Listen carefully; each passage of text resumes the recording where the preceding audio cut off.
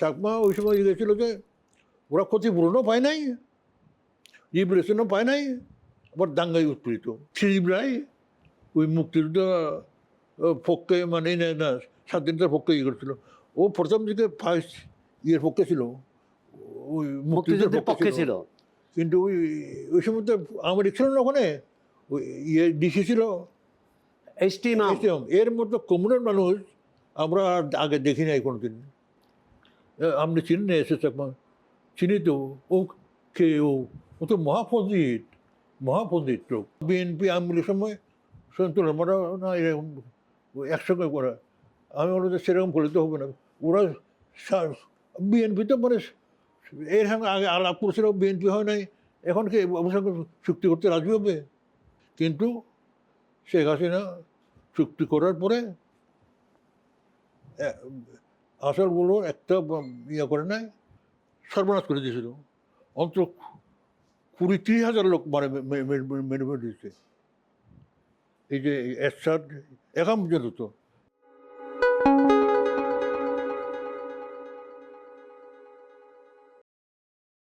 চর্চা সংলাপে আমরা এমন একজন ব্যক্তির সঙ্গে কথা বলবো যিনি অনেক বিষয়ে প্রথম এবং অনন্য। তিনি হলেন এস.এস. চাকমা, শরদিন্দু শেখর চাকমা, সাবেক রাষ্ট্রদূত, প্রাক্তন সরকারি কর্মকর্তা এবং পার্বত্য চট্টগ্রাম শান্তি চুক্তিতে যিনি নেপথ্যে থেকে গুরুত্বপূর্ণ ভূমিকা পালন করেছেন। এস.এস. চাকমা, আপনাকে স্বাগত চর্চার সংলাপে। ধন্যবাদ। কেমন আছেন? ভালো না, বয়স হয়েছে তো এখন, ভালো থাকতে হবে তো। ব্রেন ঠিক নাই, কথাবার্তা একটা বলতে আরেকটা বলি, এরকম মানে ইয়ে নয়, বয়স হয়ে গেছে। আপনার জন্ম কবে?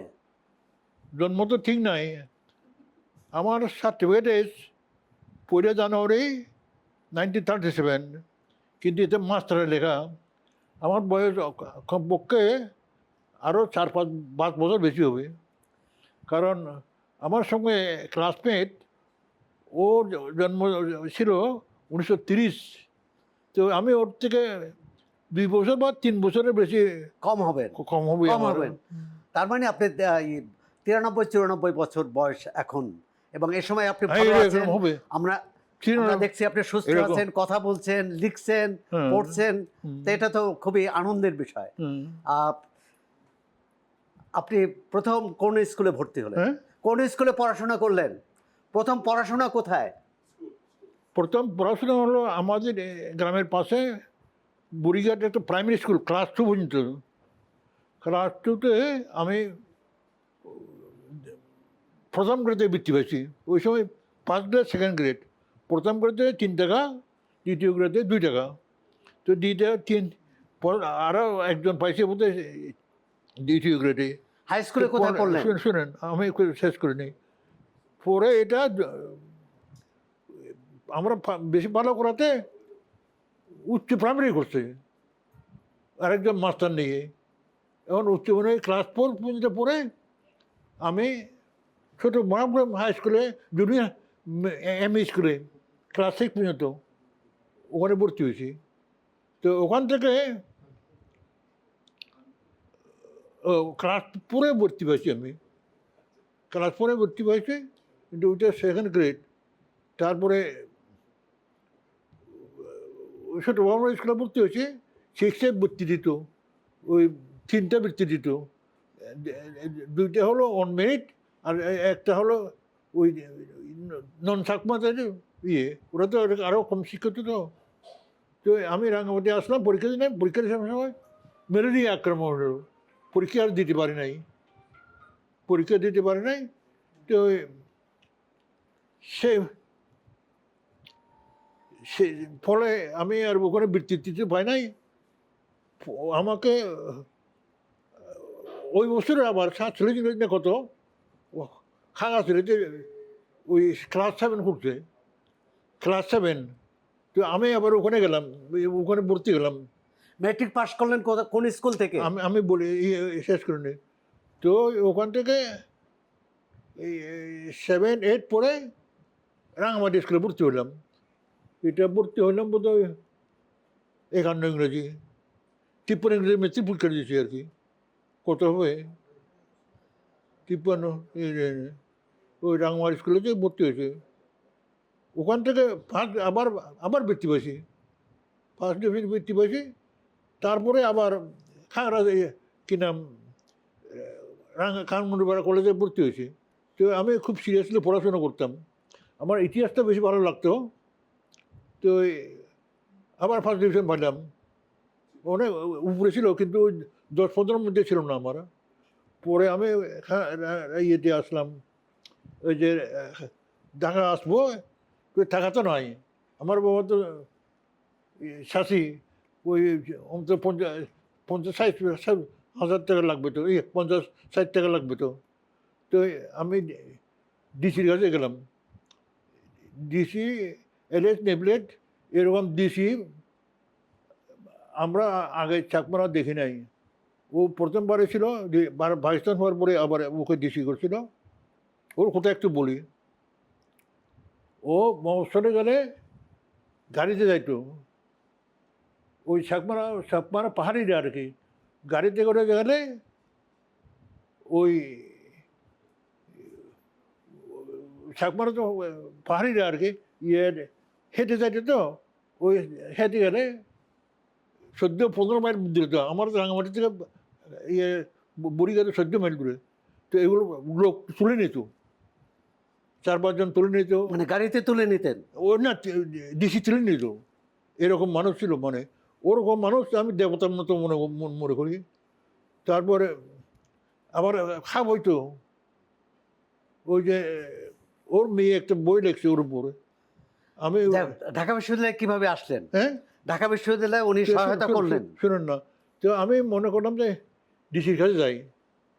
আমাকে আবার ওই যে আমি ফার্স্ট টাইম থাকতো, সবাই হ্যান্ডমাস্টার হয়েছে, আরমা করে খুবই সেনা করতো। ওই ডিআই স্কুল ছিল, ও district inspector school Rabiul Hossain, ও খুব আমাকে মানে ও স্নেহ করতো, সবাই স্নেহ করতো। তারপরে আমি বলি, স্যার আমি ডিসির কাছে যাবো, যাও যাও যাও, আমি আসবো, তোমার কথা বলবো। তো নেবলের কাছে গেলাম, ওকে বললাম যে I am one of the best বয়েস অফ চিলড্রেন ডেস্ক, বললাম ইজিট করে। তো আমি বললাম ইয়ে ক্যান এক্সামিন মি।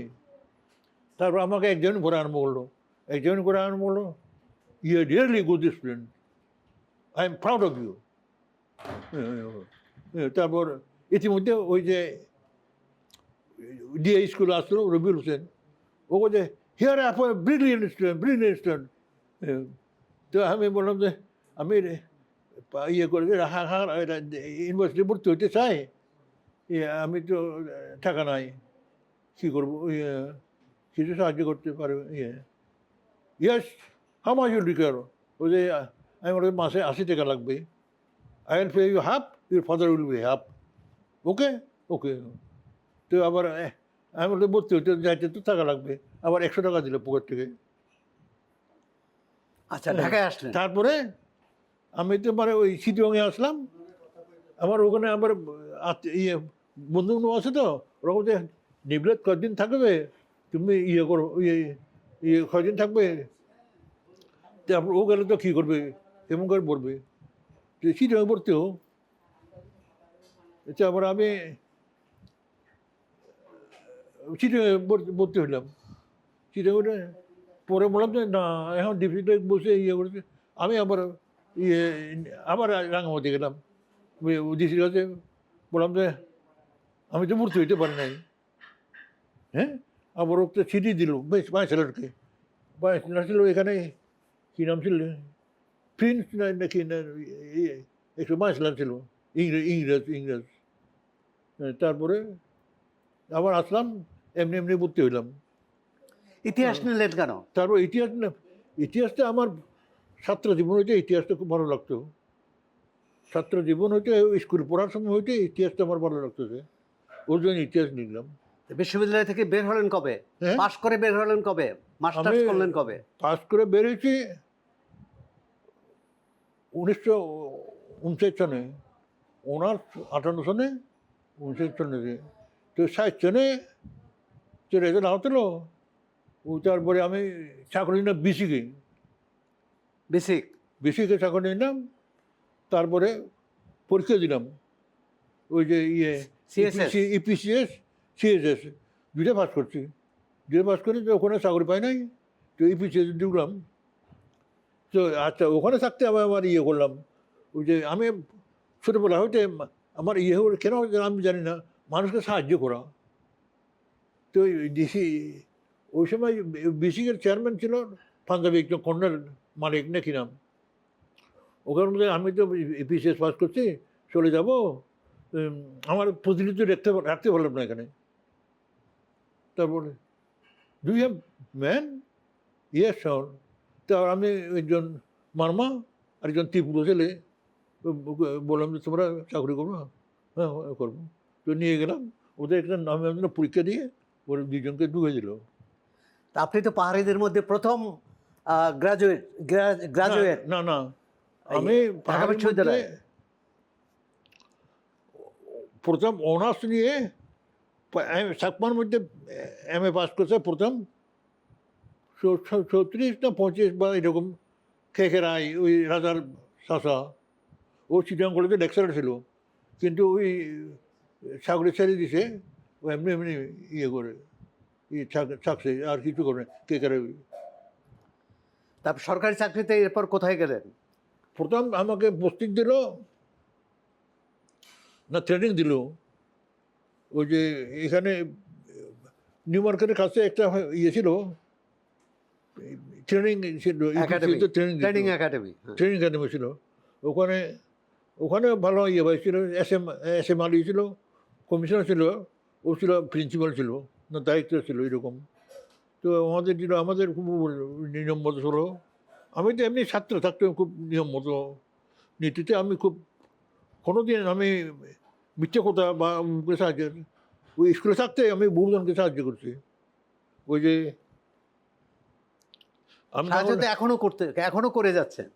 আমার নেশারটা সেরকম, মানুষকে সাহায্য করা না। এই যে এখানে আছে মসজিদটা, এখানে আছে না, মসজিদে আপনি সাহায্য করছেন? সাহায্য করে কি হয়েছে, আমি এখানকার এসে তো আমাকে প্রেসিডেন্ট করলো এখানে, এই সেক্টরের প্রেসিডেন্ট আমি, এক নম্বর সেক্টরের প্রেসিডেন্ট। তো তারপর তো অনেকে কয় যে এখানে মসজিদটার দরকার একটা হেন তেন, তাহলে দেখি আমরা একটা খালি জায়গা ওইখানে আমি ওখানে করলাম। তো ওইখানে করলাম, এগুলো যে এখানে তো মসজিদ করা যায়, হ্যাঁ করে। তারপর ওই যে আমি তো এস্টাবলিশে, তো ওই যে ওইগুলো পারমিশন লাগায় পরে, এগুলো ওই পারমিশন লাগে। তারপর করে ওই সারা তুলে আরম্ভ করলাম।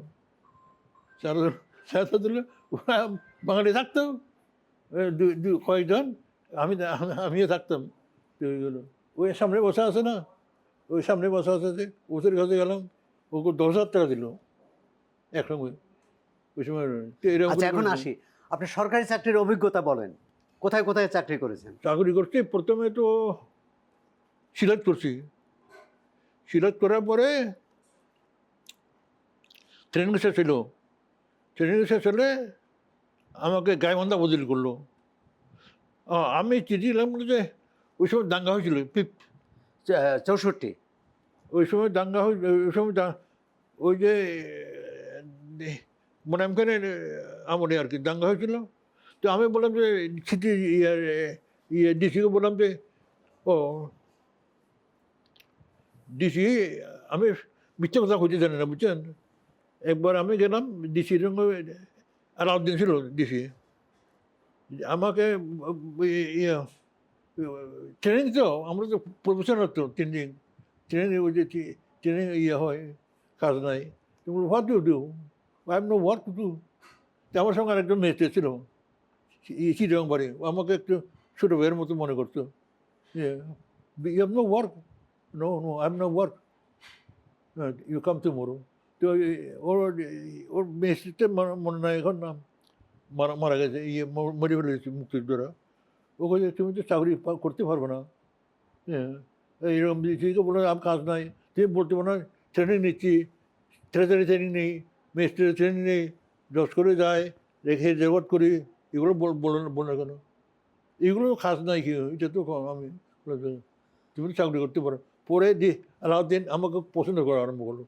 বিদেশি আসলে ওই যে কাউন্সিলর ওদের সঙ্গে ঘুরিত, এবং ও বাইরে গেলে ওকে আমার নিয়ে যেত।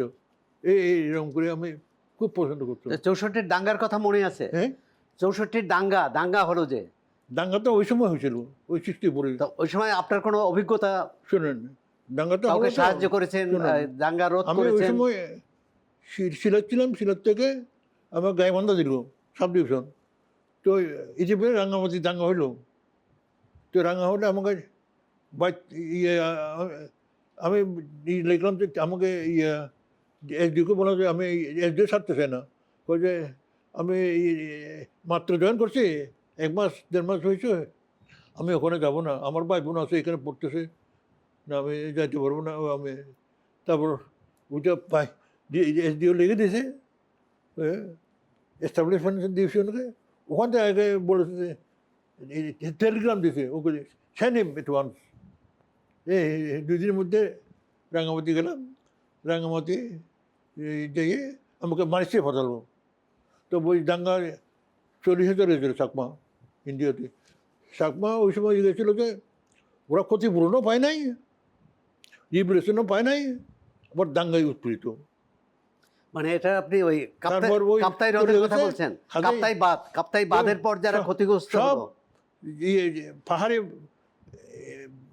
আগেতে পুলিশে ওই যেগুলো রাখতো না, সব পুলিশ ওই ম্যাজিস্ট্রেট যা আছে আমরা রাঙামাটি আনছি, আমাকে আনছি আর কি।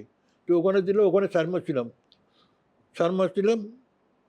তো ওই সময় আমি ওখানেও কাজ করছি। আমি আমাকে ডিসি গেলে তো ওগুলো চাকমা কেমন আছে ওই যে গড়িনে দেখতে, ওখানে বললাম যে একবার আমি তো হিল ট্যাক্সে আপনি গরিব মানুষ, আর এখানে মাস প্রাইমারি স্কুলে পড়তে বেতন দিতে হয়, কিন্তু প্রাইমারি স্কুলে পড়তে বেতন দিতে হয়, কিন্তু প্লেন ডিস্ট্রিক্টে তো বেতন দিতে হয় না। তারপর এডিসি ছিল সৈয়দ নাকি নাম, মানে ওকে বলে ঠিক নেই। উপরে চিফ ইলেকশন কমিশন হয়েছিল। হ্যাঁ, ও আমার ক্লাসমেট ছিল এই ইউনিভার্সিটিতে। ও ইংরেজি পড়তো, আমি ইতিহাস পড়তাম, ওর সঙ্গে পরিচয় ছিল। হ্যাঁ, ও ঠিক বলছে। তারপর ও লিখছে ওই প্রাইমারি স্কুল হয়ে গেল। আচ্ছা, এখন ব্যক্তিগত বিষয়ে আসি। হ্যাঁ। বিয়ে ঘর সংসার করলেন কবে? আমি তো বিয়ে আগে থেকে হয়েছিল। ও, বিয়ে আগে থেকে? আগে থেকে মানে ইউনিভার্সিটি পাশ করার আগে? হ্যাঁ হ্যাঁ, চাকরি করার আগে? চাকরি না, পড়ার সময় আমার শ্বশুর টাকা দিত আমাকে কিছু। আমার তো চাষা একেবারে গিয়েছিল। হ্যাঁ হ্যাঁ। বৌদি তো এখানেও আছে? বৌদি এখানে আছে এখনো? হ্যাঁ, ও আমার শ্বশুর সাহায্য করতো। ওই যে স্টেশন পাইতাম, জি, ওই নিবিলেট 10টা স্টেশন দিত। তো বহু চাকমা পাহাড়ি মেয়ে, ছেলে মেয়েগুলো। আপনার কয় ছেলে মেয়ে? হ্যাঁ, কয় ছেলে মেয়ে? ছেলে মেয়ে কত? 5টা। 5 ছেলে মেয়ে। তারা কি করে এখন তো কে কোথায়? বাইরে আছেন? আছে আছে আছে, ওই চাকরি করে, ঠিক নাই। একজন কমিশনার আছে, পুলিশ ইলেকশন কমিশনার। ছেলেটা তো ইয়ে আরেকজন তো আপনার সঙ্গে থাকেন, রাসেল চাকমা, মেয়ে থাকে তো। মানে এনবিআর এ। আচ্ছা, এখন আসি, 71-এ কোথায় ছিলেন? হ্যাঁ, 71-এ যখন মুক্তিযুদ্ধ হয় তখন আপনার চাকরি কোথায় ছিল? 25 তারিখ থেকে তো ওই দিন হইতে ওই যুদ্ধ হয়েছে তো, সাইড দিয়ে গোলাগুলি, আমাদের বাসায় আমরা ঘুমাইতে পারি না। 27-28 মিটার দখল করে ফেলেছে। তার 29 তারিখে ওই মার্শাল তুলে দিয়েছে ওপেন করছে। তো সবাই যাচ্ছে, আচ্ছা আমরা গেলাম, আমিও থেকে রাঙামাটি গেলাম আর কি।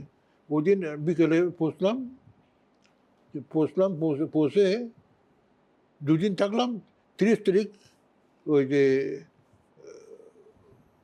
বাড়িতে গেলাম, খাগড়াছড়ি গেলাম।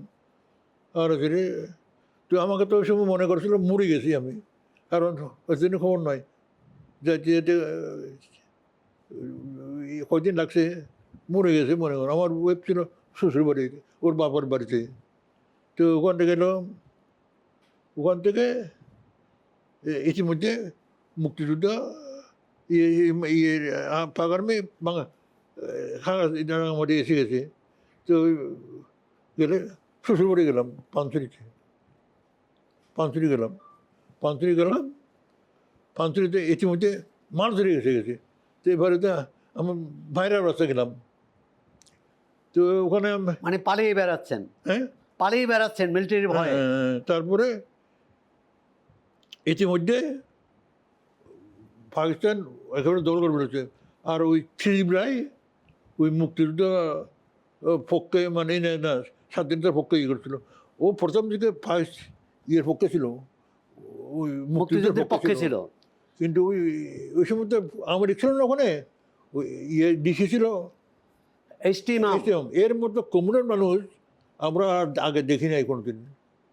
এসে ত্রিদিবাই ও রাঙামাটি যাইয়ে আমি ওখানে ইয়ে কি নাম ইয়ে ও যখন ছিল রাঙামাটি ডিসি হইলো মুক্তিযুদ্ধের আগে, ওই কয়েক মাস আগে আর কি, এক বছর কয়েক মাস আগে। আমি ওই সময় বান্দরবান ছিলাম, সেখানে এসডিও ভারপ্রাপ্ত এসডিও ছিলাম। তো এইচ.টি. ইমাম ত্রিদিব রায়কে মুক্তিযুদ্ধে অংশ নিতে দেয়নি, না না না, তাই তো? সেরকম না, আমি বলি তো ও তো মুক্তিযুদ্ধ তো ত্রিদিব ওই যে শরণার্থী ছিল, ইজাবপুর এসছে ইয়ে ছিল খাসলংয়ে, ওগুলো রিফিউজি ছিল 10,000 মতো, ওগুলো বাইর করেছে জোর করে। তো ত্রিদিবটা ছিল এমপি। তো ওর সঙ্গে গণমাল ত্রিপুরা হয়েছে, ওগুলো রেগুলেশন ছাড়া এমনি বাইর করে দিও না, ওগুলো এরকম গণমাল। তারপর যখন ওর মেয়েটি যুদ্ধ আরম্ভ হলো, ওই ত্রিপুরায় গেলে বন্ধ করে দিত কথাবার্তা। কয়েকবার গেছে আর যায় না, আর পরে ত্রিপুরাও যায় না। তো ইতিমধ্যে তো যুদ্ধ লেগে গেল। পরে ত্রিদিব রায় পাকিস্তান চলে গেলেন। হ্যাঁ, ত্রিদিব রায় পাকিস্তান চলে গেলেন। না না না, সেটা তো অনেক পরে। আচ্ছা, তো ত্রিপুরাতে গেল, তো ত্রিপুরাতে আর ওই যে ওরা চলে গেল। ত্রিপুরায় যাওয়ার কথা, ত্রিপুরা যাবে। ওর এইটা বলছে ওর মা, আমি ওর মানে পেয়েছিলাম, ওর মা অ্যাডভাইজার ছিল, মন্ত্রী ছিল।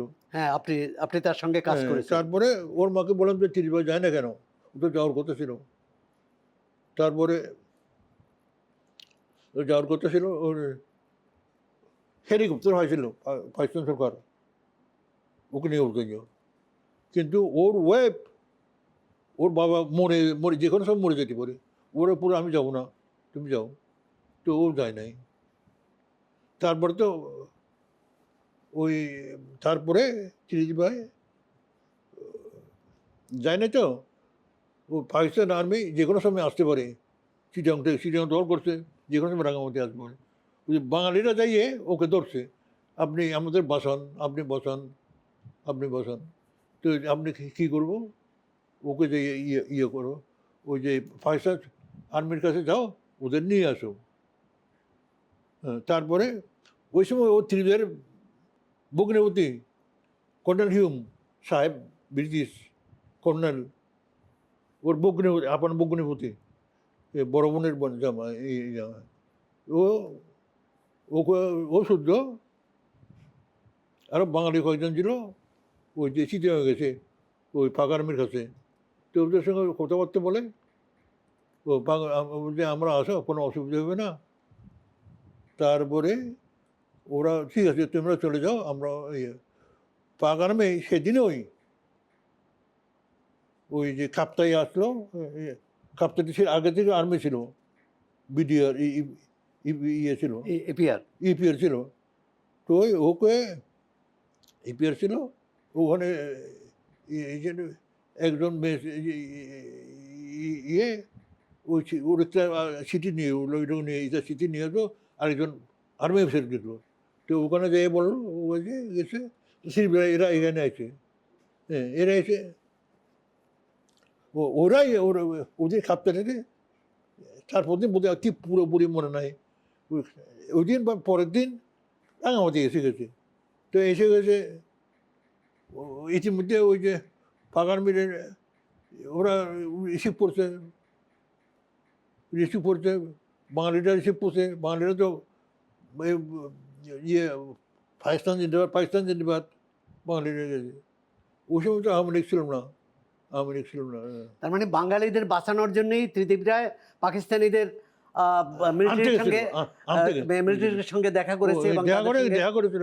ওর বকরি বুঝে নিয়েছিল। ও তো খন্ডাল হিউম। হ্যাঁ, এমএন লারমা তো ছাত্র ছিল ওরা। ও ছাত্র ছাত্রত্ব পাশ করে তারপর ছাত্রত্ব শেষ করে তখন তো উনি এমপি হলেন প্রাদেশিক পরিষদ। ওই সময় এমপি ছিল। ও ছিল মানে জাতীয় পরিষদের সদস্য। হ্যাঁ, জাতীয় পরিষদের সদস্য। আচ্ছা, স্বাধীনতার পর আসি। এই যে বাংলাদেশ হওয়ার পর বাঙালিরা পাহাড়িদের কিভাবে দেখতো? আগামী সময় তো বাঙালিরা স্থানীয় বাঙালিগুলো সঙ্গে চাকমাদের খুব ভাব ছিল, পাহাড়িদের সঙ্গে ভাব ছিল। স্থানীয় বাঙালিগুলো ভালো সম্পর্ক ছিল, মুসলিম বাঙালি খুব ভাব ছিল। কিন্তু বাইরে যারা আগে ছিল ওরা এদের দেখতে এদের পছন্দ করতো না, পাহাড়িদের পছন্দ করতো না। না এই সময় আরো মারছেও মারামারি হয়েছে। ওই সময় এই কারণে পছন্দ করতো না। ত্রিশ ভাই তো পাকিস্তানি আমলে ছিল, জেলে ছিল। সোনামিয়া দরগা ত্রিশ ভাই হয়েছিল কি, চাকমা মেয়ে একটা বাঙালি ধরে নিয়েছিল। চাকমা সমাজের নিয়ম হলো মেয়ে যদি পালিয়ে যায়, আরেকজনের সঙ্গে যায়, বাবা যদি চায় ফেরত পাবে। তো চাকমা ওর মেয়ের বাবা ত্রিবের কাছে কেস করতে মেয়েকে বলেছে কেস শুনানির পরে তারিখ দিয়েছে, অমুক তারিখ হবে। এদিন বাঙালিরাও গেছে, পাহাড়িরাও গেছে।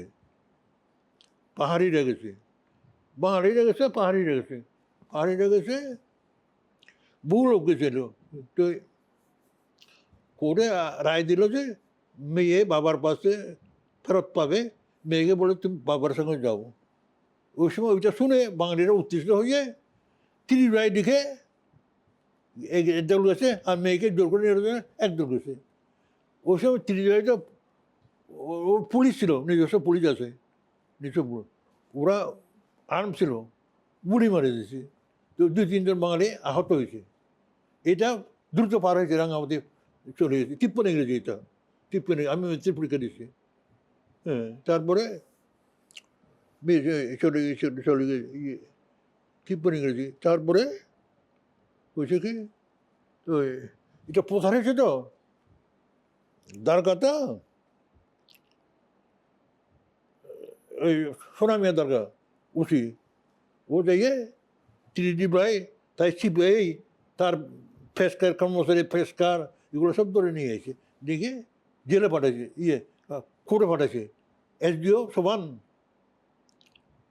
সিপিআইকে জেলে দিয়েছে। ও, এটা দিয়েই বিরোধ শুরু। স্বাধীনতার পর কি হলো?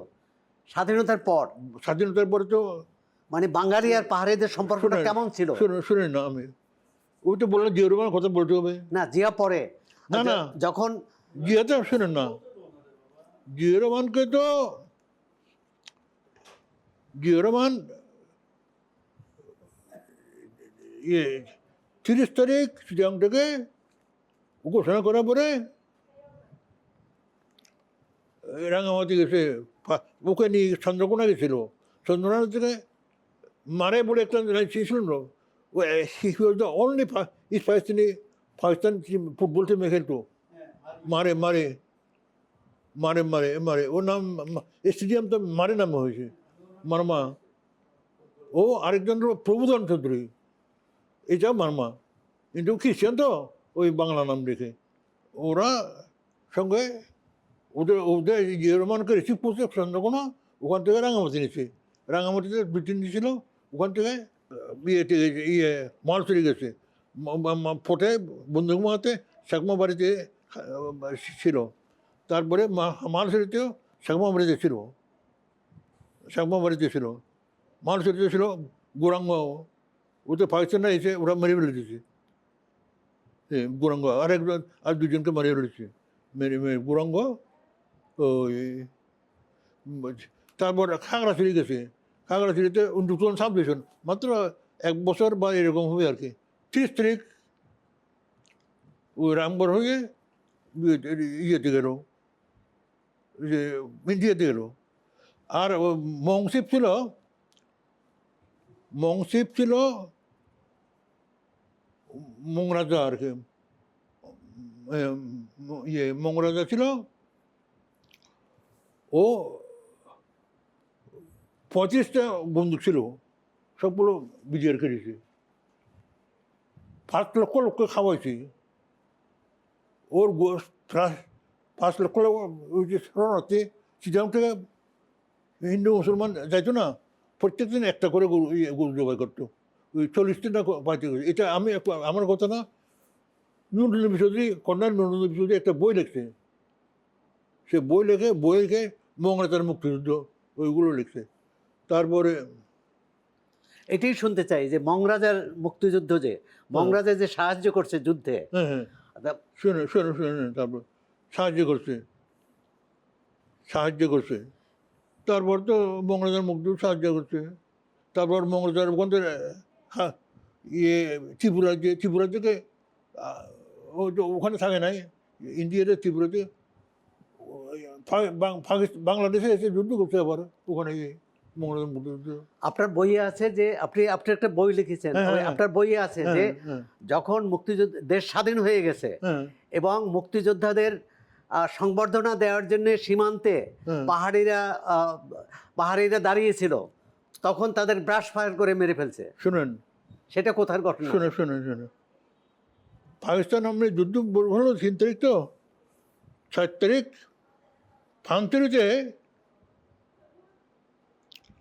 পানতুরিতে পাকিস্তান একটা কন্টিনেন্ট ছিল উইথড্র করছে পাকিস্তান আর্মি আর কি চলে আসছি তারপরে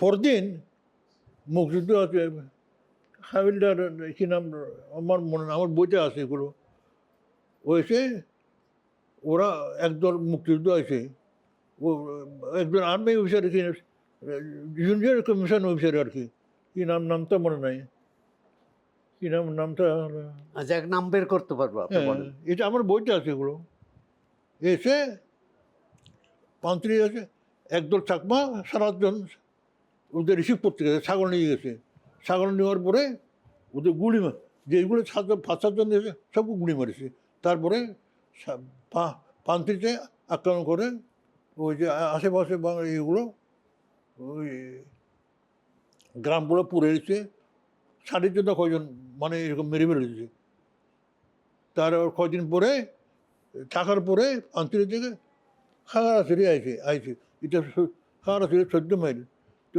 ওখানে তো 14 মাইল তা আস্তে আস্তে 14 মাইল ধরতে হয়েছে সাকমা মারমা ত্রিপুরা রাষ্ট্রদ্বীপ আছে তো সবগুলো মারছে যার পারে মারছে কতজন মারা গেছিল কতজন মনে আছে না বইতে লেখা আছে আচ্ছা 1997 সালে যে শান্তি চুক্তি হলো এই চুক্তিতে তো আপনার একটা ভূমিকা ছিল কিভাবে সে মানে কিভাবে সরকারের সাথে এবং জনসংহতির সাথে আপনি যোগাযোগটা করিয়ে দিলেন শুনেন শান্তি বাহিনী চাইছিল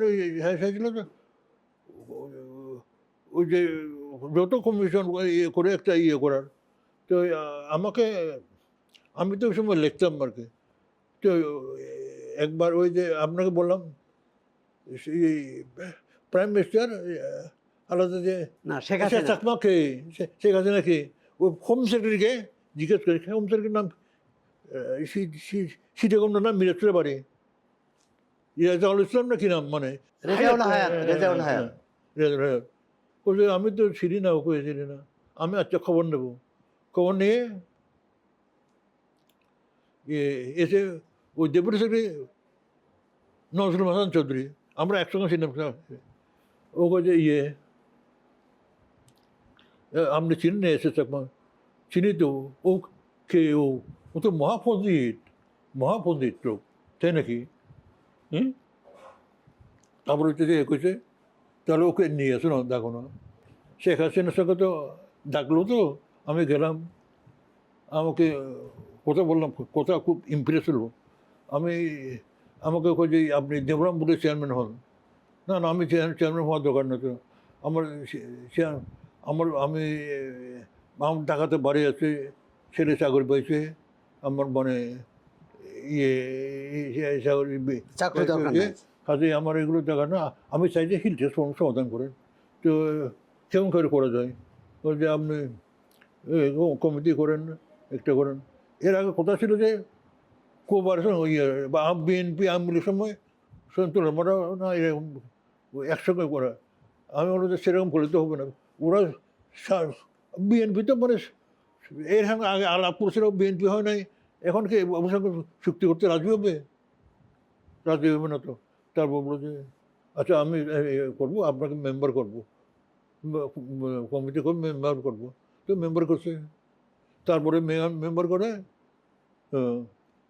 ওই সন্তুর আলোচনার সময় অনেক দিন আলোচনা হয়েছে। তো আমি যা পারি আমার তো ইয়ে করছি, আমি চাই যে মিংস হোক শেখ হাসিনা মনে হতো। কিন্তু শেখ হাসিনা চুক্তি করার পরে আসলগুলো একটা ইয়ে করে নাই। আমাকে ভুটানের রাষ্ট্রদূত আমাকে ইয়ে ওই থার্ড সেক্রেটারি ইন্স্যুরেন্স সেক্রেটারি হয়েছে, আর বলতে অ্যাম্বাসেডর ও তো সেক্রেটারি করতেছে। আমাকে সেক্রেটারি করতে পারে, ও তো মেম্বারও করতে পারে, এই অ্যাম্বাসেডর করতে পারে। তো অ্যাম্বাসেডর করলে আমি দূরে যেতে পারবো না, কাছাকাছি জায়গায় হইতে পারে। আমি ইউরোপে যেতে পারবো না কাছাকাছি। তারপর একদিন ওই কয়ে ইয়ে ভুটানে গেলেন। না না, ভুটানে আমি এত সত্তরতে অনেকেই যাবো, আমি ওখানে আমাকে ইয়ে আর তো খালি নাই, না হলে তো খালি তো নয়। আমাকে বার্মা দেন, ওই থাইল্যান্ড দেন, না খালি তো নয় ওখানে, এটা খালি হবে এখানে যে আপনারা যান ওখানে বড় তো বুথনে আমাকে দিল আর কি। তো বুথনে থাকতে আমি ইনসিস্ট করলাম যে চিঠি লিখলাম, করবর্ধনকে মন্ত্রী করাইছো। সন্তুল আমাকে বলছিলাম করবর্ধনকে শতান্ন, ও তো চিট ছাত্র জীবনে তো পক্কর, মানে পক্কর বলে বলে দিত। মানে কল্পরঞ্জন কথা বলছেন। ছাত্র জীবন তো পক্কর, ও তো ছাত্র জীবনে আমার কাছে এরকম। আমি এসেছিলাম তো চিটাং রাঙামাটি, ওখানে দিয়ে আমার কাছে 7 বছর ফেব্রুয়ারি আর আসামি ছিল। আমাকে এরকম পায়ে ধরে পড়ছে, আমার 7 বছর সিনিয়র, পায়ে ধরে পড়ছে একেবারে। তো জামিন দিলাম, তো এই জামিন থেকে মুক্ত হয়ে ওই কি বিংশ করে পড়েছে। তো একটা কথা প্রচলিত আছে যে আপনি শুনেন, আমি বলবো, তো আমি হাসিনাকে চিঠি দিলাম, হাসিনা করবর্ধন চুক্তি বাস্তবায়ন করবে না, তাকে বরখাস্ত করে,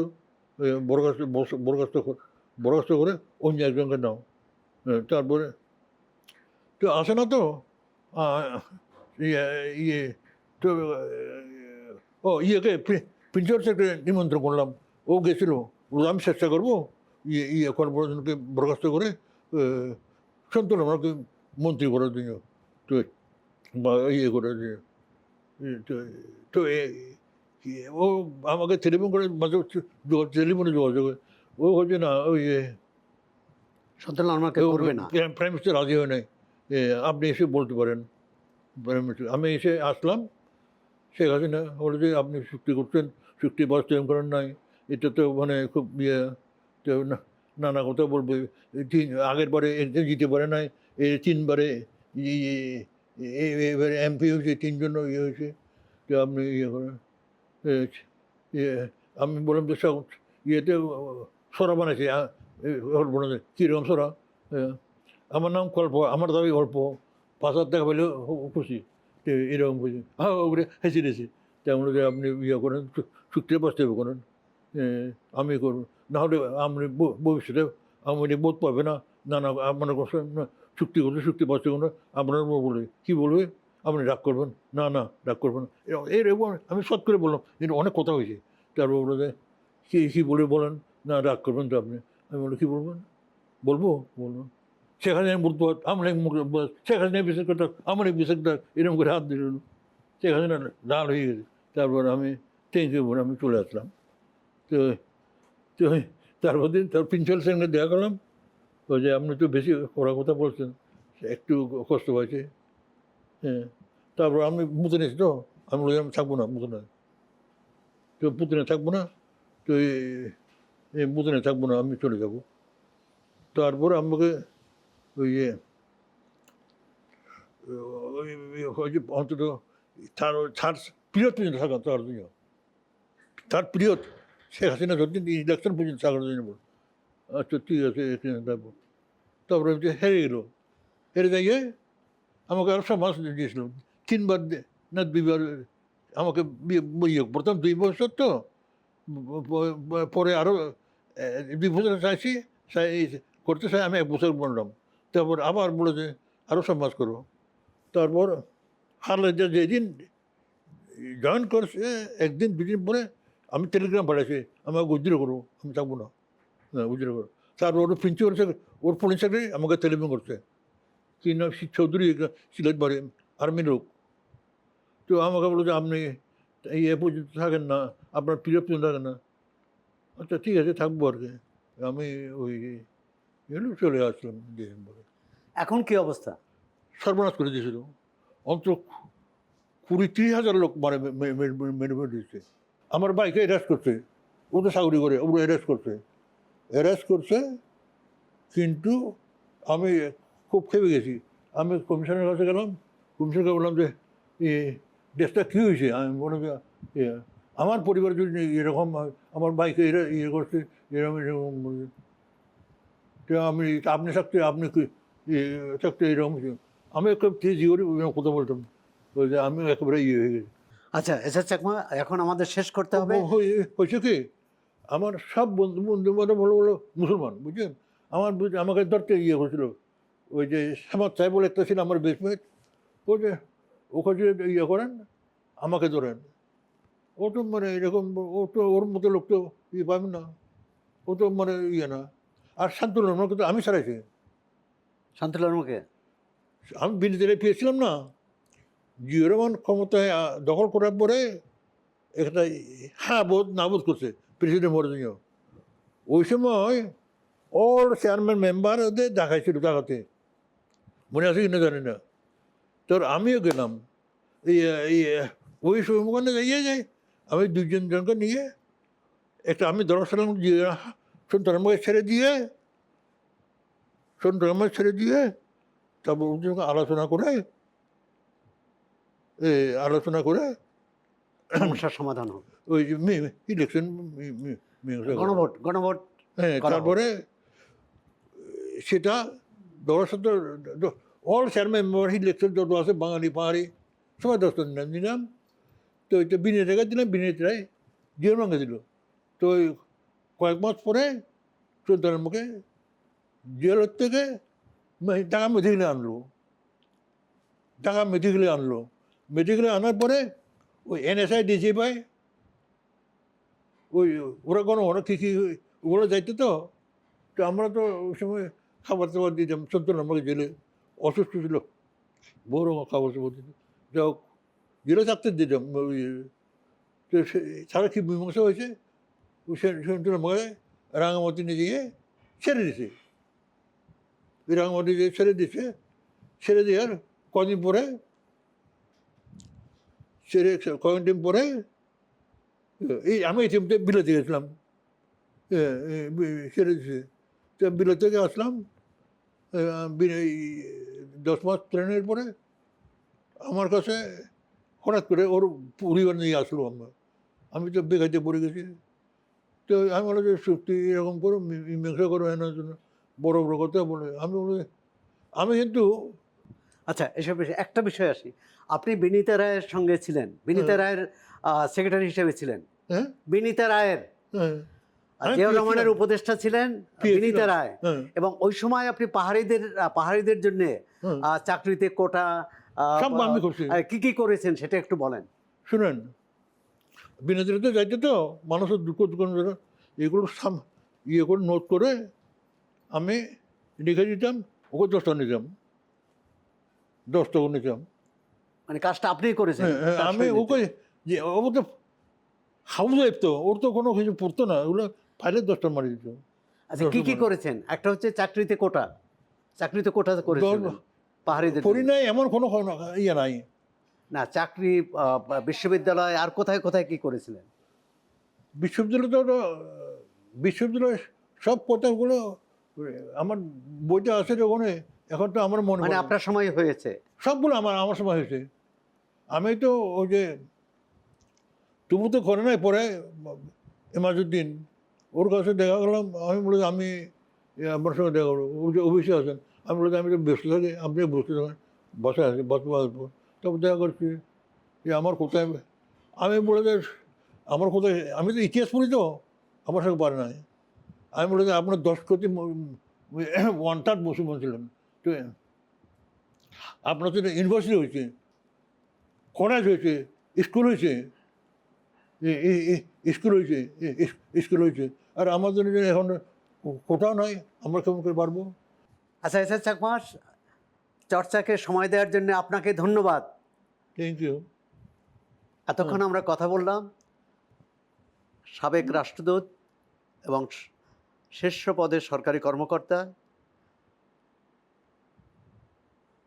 এবং পার্বত্য চট্টগ্রাম শান্তি চুক্তি সম্পাদনের ক্ষেত্রে গুরুত্বপূর্ণ ভূমিকা পালনকারী শরদিন্দু শেখর চাকমার সঙ্গে।